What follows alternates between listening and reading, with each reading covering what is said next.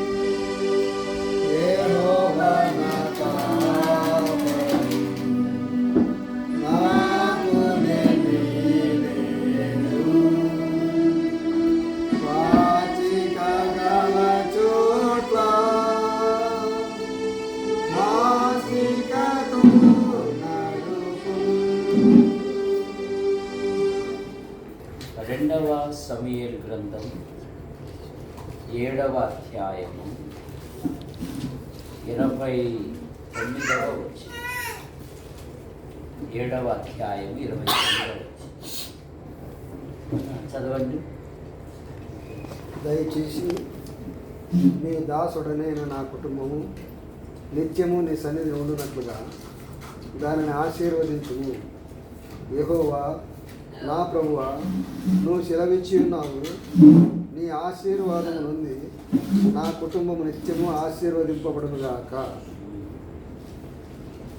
అలాగే 3వ అధ్యాయము 1వ వచనం. 2వ సమూయేలు గ్రంథం 3వ అధ్యాయము 1వ వచనం. సౌలు కుటుంబీకులకును దావీదు కుటుంబీకులకును బహుకాలం యుద్ధము జరగగా దావీదు అంతకంతకు ప్రబలెను. సౌలు కుటుంబము అంతకంతకు నీరసిల్లెను. ఒక కుటుంబము అత్యున్నతమైన స్థాయికి వస్తూ ఉన్నంత మరో కుటుంబము అట్టడుగు వెళ్ళిపోతారు. కారణమేమి? కుటుంబాలలో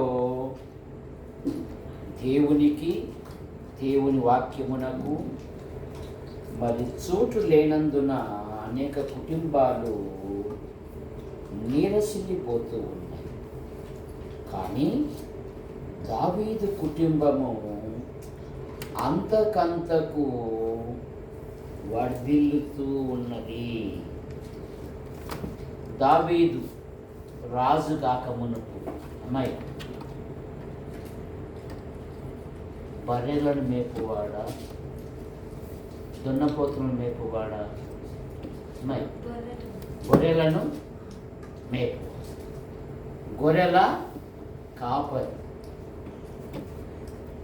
దావీదు యొక్క జీవితములో ఈనాటి యవనస్తులకు అనేకమైన పాఠాలు దొరుకుతాయి. ఎందుకంటే పాత నిబంధనలో దేవుని స్తుతించుటలో ప్రథమ వ్యక్తి రాజైన దావీదు కనపడతాడు. నూతన నిబంధనలో దేవుని స్తుతించుటలో భక్త పౌలు ప్రథమ వ్యక్తిగా కనపడతాడు. ఎందుకంటే దావీదు తండ్రి తనకు ముందుగా ఉన్న వాళ్ళందరినీ దావీదు తన సోదరులను దావీదు తండ్రి దేశ సైనికులుగా చేశాడు. దావీదు దగ్గరకు వచ్చేకల్లే ఎస్ఐ ముసలివాడయ్యాడు. ఈమె మా పిన్నమ్మ, మరి మా అమ్మ, వీళ్ళందరూ కష్టించి పని చేసి మమ్మల్ని పెంచారు. అలాగే దావీదు కూడా, అరే దావీదు, మటన్ మార్కెట్లో మటన్ కేజీ 1000 రూపాయలు బిడ్డ, 4 మేపుకూర బతుకుతావని అప్పచెప్పాడు. కానీ దావీదు సనగలేదు. వాళ్ళందరినీ దేశ సైనికులుగా చేశావు, నన్ను వచ్చేకల్లా గొర్రెల కాపరిగా అని దావీదు సనగలేదు. సరే డాడీ అన్నాడు. దావీదు తన కుటుంబములో గొర్రెల కాపరిగా కనపడ్డాడు. కానీ దావీదు దేవుని హృదయానుసారుడు, దేవుని ఇష్టానుసారుడు. దావీదు ఇంటిలో ఇంటర్వ్యూ జరిగింది. ఇంటర్వ్యూలో అందరు ఫిట్ అయ్యారా, అన్ఫిట్ అయ్యారమ్మా? అందరు ఫిట్ అయ్యారా, అన్ఫిట్ అయ్యారా? అందరూ అన్ఫిట్ అయ్యారు. సమూయేలు అంటున్నాడు, ఏమంటే యెషయా గారు ఇంతమందేనా, ఇంకా ఎవరైనా ఉన్నారా? అయ్యా కడసరి వాడు ఉన్నాడయ్యా, వాడు పొలం గొర్రెలు కాసుకుంటూ ఉన్నాడయ్యా. ఇప్పుడు చదవమ్మా, 78వ కీర్తన 70-71 వచ్చినారు. తెలుగు చదివేకొచ్చా, అరవం చదివేకొచ్చా? అరవం కూడా వచ్చా? తెలుగే కదా, ఇంగ్లీష్ కూడా వచ్చు కదా. 78వ కీర్తన 70-71. తర్వాత తన దాసుడైన దావీదును కోరుకొని గొర్రెల దొడ్లలో నుండి అతన్ని పిలిపించెను. పాడి గొర్రెలు వెంబడించుట మానిపించి తన ప్రజలైన యాకోబును తన స్వాస్థ్యమైన ఇశ్రాయేలును మేపుటకై ఆయన అతనిని రప్పించెను. అతడు కార్యములయందు వారిని పాలించెను, కార్యములయందు నేర్పరి అయి. మన ఆధ్యాత్మిక జీవితంలో లోకము దృష్టిలో మనం బలహీనుగా కనపడవచ్చు, కానీ దేవుని దృష్టిలో మనము అత్యున్నతమైన వ్యక్తులం. ఎస్తేరు దగ్గర కూడా ఇంటర్వ్యూ జరిగిందా లేదమ్మా? ఇంటర్వ్యూ జరిగితే ఎస్తేరు రాజు ఎదుటికి వచ్చినప్పుడు ఏం చదువుతాము? ఆమె యందు అతనికి దయ కలిగింది. ఒక అనాథ 127 సంస్థానములకు మహారాణి అయింది.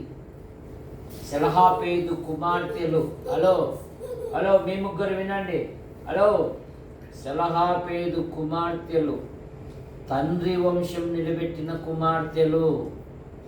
సంఖ్యాకాండం 32వ అధ్యాయంలో వారు 5 మంది వారు మోషే దగ్గరికి వచ్చి, అంకుల్ మా ఇంట్లో కుమార్తెలు ఉన్నంత మాత్రాన ఇశ్రాయేలు వంశంలో నుండి మా వంశం సమసిపోనేలా అన్నప్పుడు దేవుడు అంటున్నాడు, సెలహాపేదు కుమార్తెలు చెప్పినది యుక్తము.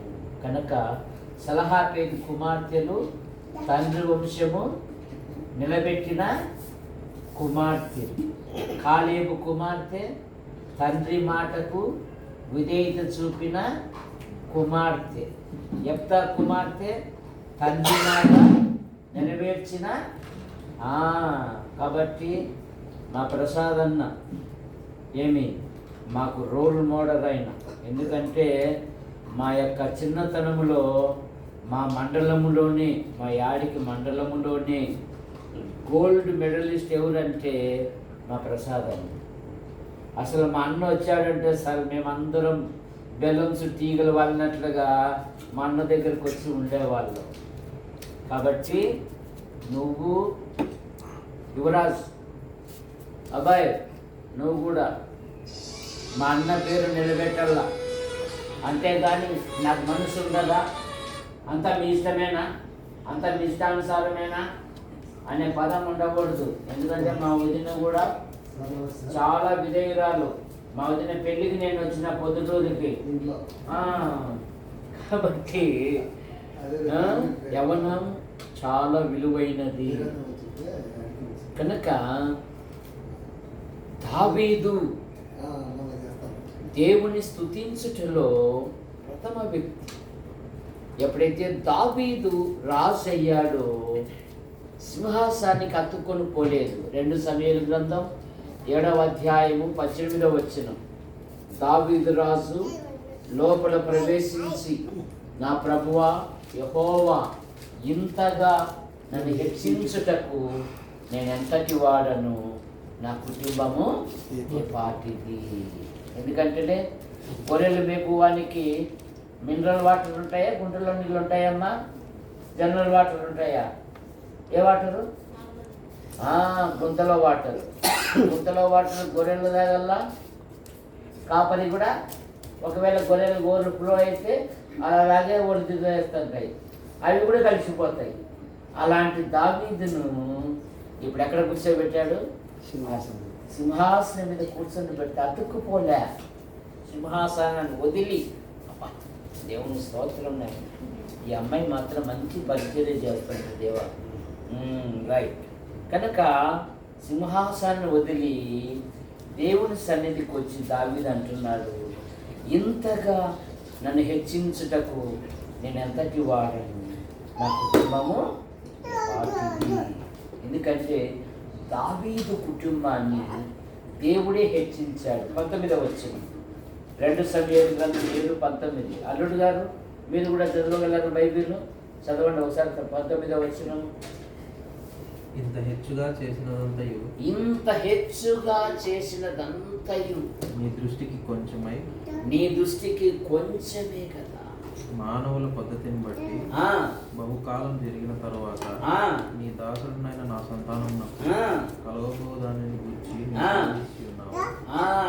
ఎంత హెచ్చులోనికి దినవృత్తాంతంలో ఒక మాట ఉంది, 17వ అధ్యాయంలో చదవాల్సిన పని లేదు. ఇంత హెచ్చులోనికి తెచ్చుటకు నేను ఎంతటి వాడు.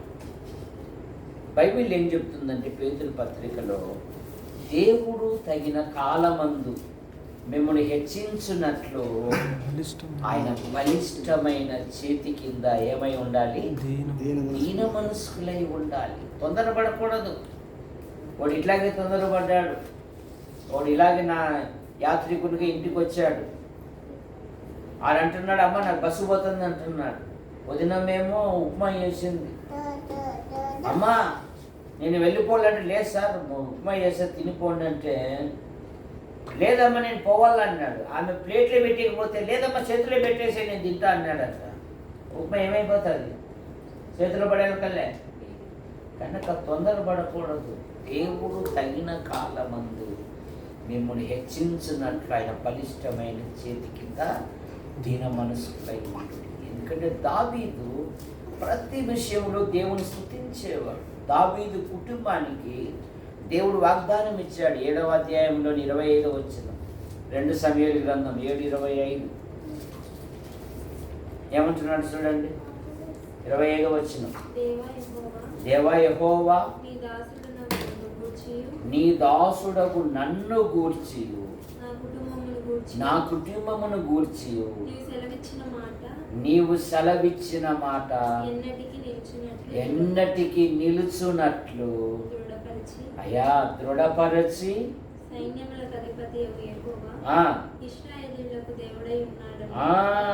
నా కుటుంబానికి నువ్వు వాగ్దానం ఇచ్చావు. దాన్ని దృఢపరచు, దాన్ని నెరవేర్చు. విశ్వాస జీవితం ఏమి? దేవుని యొద్దకు వచ్చువాడు తనకు ఫలము ఆయన ఉన్నాడనియు తన్ను వెతుకు వారికి ఆయన ఫలము దయచేయువాడని అమ్మవలెను కదా. అమ్మవలెనా? నమ్మవలెను, అమ్మవలెను కాదు. అదే మళ్ళా నమ్మవలెను కదా. కనుక ఇక్కడ అంటున్నాడు, నా కుటుంబానికి నువ్వు వాగ్దానం ఇచ్చావయ్యా, దాన్ని నీవు నెరవేర్చి అంటున్నాడు. 26వ వచనంలో ఏమంటున్నాడంటే, దాన్ని స్థిరపరచు నా కుటుంబం. ఇటు తిరుగు, బైబిల్ పట్టుకుని తిరగల. మా అమ్మ తర్వాత అమ్మ పట్టుకోవాలి, రోజుసేపు అయిపోతుంది. 26వ వచనంలో ఏమంటున్నాడు చూడండి, దేవుని చేత స్థిరపరచబడిన కుటుంబం. సైన్యములకు అధిపతి యెహోవా ఇశ్రాయేలులకు దేవుడై ఉన్నాడన్న మాట చేత నీ నామమునకు శాశ్వత మహిమ కలుగునట్లును నీ దాసుడైన నా కుటుంబము నీ సన్నిధిని స్థిరపరచబడినట్లు నీ సన్నిధిలో స్థిరపరచబడినట్లు. ఇవి వాడనే దావీదు ఏం కోరుకుంటున్నాడు? నా కుటుంబము నీ సన్నిధిలో స్థిరపరచు. ఆదివారం కాదు, the Lord's day. Lord's day అంటే ప్రభు దినము, ప్రభును ఘనపరిచే దినం, ప్రభును మహిమపరిచే దినం, ప్రభును ప్రశంసించే దినం, ప్రభు మరణ పునరుత్థానములను జ్ఞాపకం చేసుకొని ఆయనను స్తుతించే దినం. ఏంది డాడీ ఆదివారం ఒక్కరోజు సెలవు వచ్చింది, పిల్లలతో అట్లా ఎక్స్కర్షన్ పోకోకుండా అమ్మ ఆరాధన రెడీగా అంటున్నాం, మేము రాబో అని అంటే నష్టపోతాం. ఏమ్మా సుగంధి, ప్రతి ఆదివారం ప్రభు మందిరానికి వెళ్ళాలి. అప్పుడప్పుడు వెళ్తావా? ఆదివారం వెళ్తావా? దేవుని స్తోత్రం, మంచి పిల్లలు. కనుక నా కుటుంబాన్ని నువ్వు స్థిరపరచు అంటున్నాడు. మరొక మాట 28వ వచనములో 27వ వచనములో మరొక మాట ఏమంటున్నాడంటే, నా కుటుంబానికి ఏమంటున్నాడు 27వ వచనంలో? ఇశ్రాయేలీయుల దేవా, సైన్యముల అధిపతి యెహోవా నీకు సంతానము కలగజేయుదనని నీవు నీ దాసుడని నాకు తెలియపరిచితివి కనుక ఈలాగున నీతో మనవి చేయుటకై నీ దాసుడని నాకు ధైర్యము కలిగిను. బాబా దేవునితో సెలవు మనవి చేయుటకు నాకు ధైర్యం కలిగింది. బైబిల్ ఏం చెప్తుంది? మనకు కలిగిన ధైర్యము ఏదనగా, మొదటి యోహాను పత్రిక 5లో ఆయన చిత్తానుసారంగా మనం ఏది అడిగినను ఆయన మన మనవి ఆలకించు అనున్నదే. దావీదు ధైర్యముతో నీతో చెప్పుకోవడానికి నాకు ఒక ధైర్యం ఇచ్చావంటున్నాడు. విశ్వాసి ప్రతి సమస్యలో ఆయన కృపాసనం యొద్దకు వెళ్ళి మన సమస్యలను తెలియజేయాల. ఎక్కడెక్కడికో కాదు, లోకానికి కాదు, ప్రభువుకు తెలియజేయాల. బైబిల్ ఏం చెప్తుంది? దేనిని గూర్చి చింతపడకుడి కానీ ప్రతి విషయమునందు ప్రార్థన విజ్ఞాపనముల చేత కృతజ్ఞతాపూర్వకంగా మీ విన్నపములు దేవునికి తెలియజేయండి. 19వ వచనంలో ఏముంది? కాగా దేవుడు తన ఐశ్వర్యం చొప్పున క్రీస్తు యేసు మహిమలో మీ ప్రతి అవసరము తీర్చును. మీరు అడుగు వాటికంటే ఊహించు వాటికంటే అత్యధికముగా ఇచ్చు దేవుడు. దేవుడు సొలొమోను ఏమడిగాడు? సొలొమోను దేవుని ఏమని అడిగాడు? జ్ఞానాన్ని అడిగాడు. ఏమిచ్చాడు? సొలొమోనుకి ఏమిచ్చాడు? దేవుడు ఏమిచ్చాడు? బంగారు ఇచ్చాడా? డైమండ్ ఇచ్చాడా? ఏమిచ్చాడు? నువ్వే చెప్పు అంటుంది కృష్ణ. సొలొమోనా, నువ్వు జ్ఞానాన్ని అడిగావు. ఏమంటాడంటే, నువ్వు ఐశ్వర్యమును ఘనతను ఇమ్మని అడగక పోయినను వీటిని కూడా నీకు ఇచ్చుచున్నాను. చూసారా దేవుని మనస్సు? నువ్వు అడగకపోయినను. ఎబ్బేస్ ఏమని అడిగాడు? నన్ను ఆశీర్వదించు అన్నాడు, నాకు తోడుగా ఉండు అన్నాడు, కీడు నుండి నన్ను తప్పించు అన్నాడు, నీ చేయి నాకు తోడుగా ఉండ దయచేయి అన్నాడు, కీడులో పడకుండా నన్ను కాపాడు అన్నాడు. ఎబ్బేసు తన సహోదరులందరికంటే ఘనము కనుక యవనస్తుడా గుర్తుపెట్టుకో, నింద తీసుకురాకూడదు ఇంటికి.